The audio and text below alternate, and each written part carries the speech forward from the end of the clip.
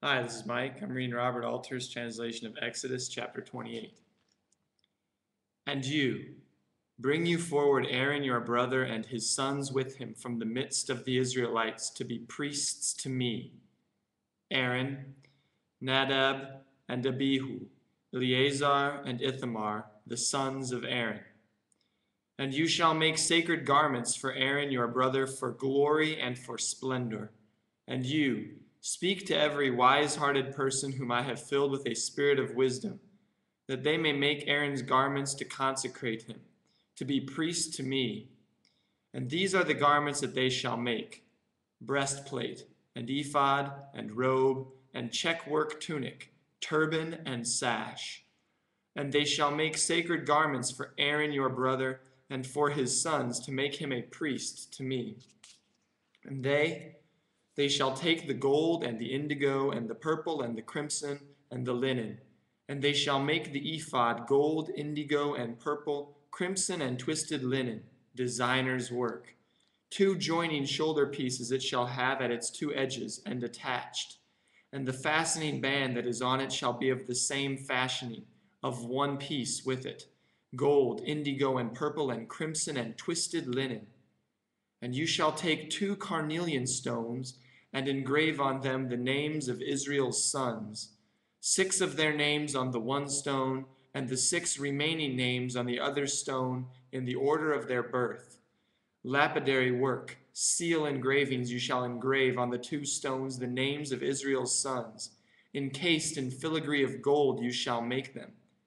And you shall set the 2 stones on the shoulder pieces of the ephod as remembrance stones for Israel's sons. And Aaron shall carry their names before Yahweh on his 2 shoulders as a remembrance. And you shall make a filigree of gold, and 2 chains of pure gold. Intertwined you shall make them in cordwork. And you shall set the corded chains on the filigree. And you shall make a breastplate of judgment, designer's work. Like the work of the ephod you shall make it. Gold, indigo, and purple, and crimson, and twisted linen you shall make it. It shall be square and doubled, a handspan its length, and a handspan its width. And you shall set in it a stone inset, 4 rows of stone, a row of ruby, topaz, and malachite, the first row, and the second row turquoise, sapphire, and amethyst, and the third row jacinth, agate, and crystal, and the 4th row beryl, and carnelian, and jasper, framed in gold in their settings. And the stones shall be according to the names of Israel's sons, 12, according to their names, seal engravings, each with its name for the 12 tribes. And you shall make on the breastplate intertwined cordwork, chains of pure gold. And you shall make on the breastplate 2 golden rings, and you shall set the 2 rings on the 2 edges of the breastplate. And you shall set the 2 golden cords on the 2 rings at the edges of the breastplate. And the 2 ends of the 2 cords you shall set in the 2 frames, and put them on the shoulder pieces of the ephod at the front. And you shall make 2 golden rings, and put them on the 2 edges of the breastplate, at its border which faces the ephod on the inside. And you shall make 2 golden rings, and set them on the 2 shoulder pieces of the ephod, below in the front opposite its seam above the band of the ephod. And they shall fasten the breastplate from its rings to the rings of the ephod with an indigo strand, to be upon the band of the ephod, that the breastplate not slip from the ephod. And Aaron shall carry the names of Israel's sons in the breastplate of judgment over his heart when he comes into the sanctum, as a remembrance before Yahweh perpetually. And you shall place in the breastplate of judgment the Urim and the Thummim. They shall be over Aaron's heart when he comes before Yahweh.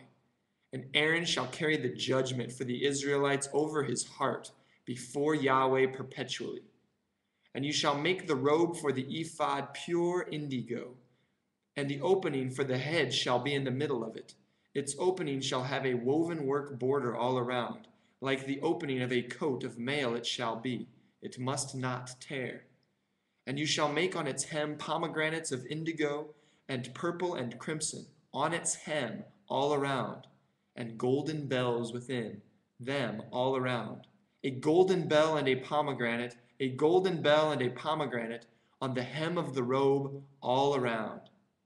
And it shall be upon Aaron as he serves, so that its sound be heard when he comes into the sanctum before Yahweh, and when he goes out, that he shall not die. And you shall make a diadem of pure gold, and engrave upon it with seal engravings, holy to Yahweh. And you shall put it in an indigo strand, and that it be on the turban. At the front of the turban it shall be, and it shall be on Aaron's forehead, that Aaron may bear off any guilt from the holy things that the Israelites consecrate, from all their holy gifts. And it shall be on his forehead perpetually for their acceptance before Yahweh. And you shall weave the tunic checkwork linen, and you shall make a linen turban, and a sash you shall make of embroiderer's work.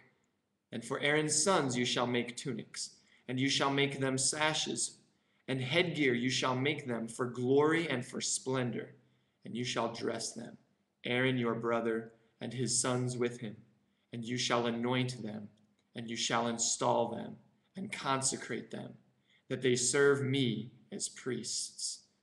And make them linen breeches to cover their naked flesh, from the hips to the thighs they shall be. And they shall be upon Aaron and upon his sons when they come into the tent of meeting, or when they approach the altar to serve in the sanctum, that they do not bear guilt and die, a perpetual statute for him and for his seed after him.